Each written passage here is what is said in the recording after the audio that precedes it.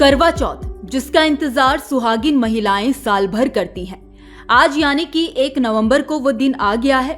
आज महिलाओं ने अपने पतियों की लंबी उम्र की कामना के लिए करवा चौथ का व्रत रखा है। इस व्रत में कई तरह की परंपराएं हैं जो सदियों से चली आ रही हैं। जैसे कि करवा चौथ पर महिलाओं का 16 श्रृंगार करना जरूरी होता है। ऐसी एक परंपरा है सरगी खाने की।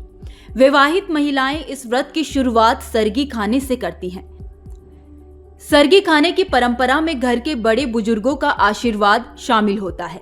करवा चौथ का व्रत पति पत्नी के अटूट रिश्ते की मिसाल है। यह व्रत पति की लंबी उम्र के लिए निर्जला रखा जाता है। रात में चांद को देखकर महिलाएं अपना व्रत खोलती हैं। यह व्रत बिना सरगी के अधूरा माना जाता है। जिस तरह रात में चांद का इंतजार रहता है, उसी तरह सरगी खाने के समय को जानने की भी चाहत रहती है। आइए जानते हैं कि करवा चौथ पर सरगी खाने का सही समय क्या है, यह परंपरा कैसे शुरू हुई और इसका महत्व क्या है। करवा चौथ हर साल कार्तिक माह के कृष्ण पक्ष की चतुर्थी तिथि को रखा जाता है।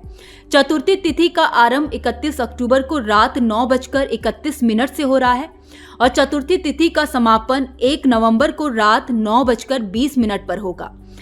सरगी खाने का समय 1 नवंबर को सुबह 4:49 से शुरू होकर 5:41 तक था।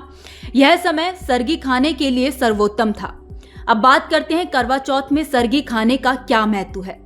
ऐसा कहा जाता है कि करवा चौथ के दिन सास अपनी बहुओं के लिए सरगी बनाती हैं और बहुएं इसे खाकर व्रत शुरू करती हैं। इसके साथ ही सास अपनी बहू को श्रृंगार का सामान भी भेंट करती हैं। दरअसल सरगी बहू के लिए सास का प्रेम और आशीर्वाद होता है। सरगी खाने के बाद महिलाएं ऊर्जावान महसूस करती हैं और व्रत में कोई समस्या नहीं होती है। बहुओं के लिए सास द्वारा तैयार किया गया भोजन ही सरगी कहलाता है।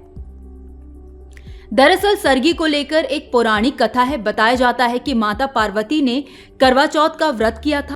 देवी पार्वती की कोई सास नहीं थी, इसलिए मायके से माता मैना ने ही माता पार्वती को सरगी दी थी। इसीलिए विवाह के पहले वर्ष में मायके से सरगी देने की भी परंपरा रही है। जबकि एक अन्य कथा के अनुसार जब द्रौपदी ने पांडवों के लिए करवा चौथ का व्रत रखा था, तब इनकी सास कुंती ने सरगी दी थी। इस तरह मायका और ससुराल से सरगी की परंपरा शुरू हुई थी।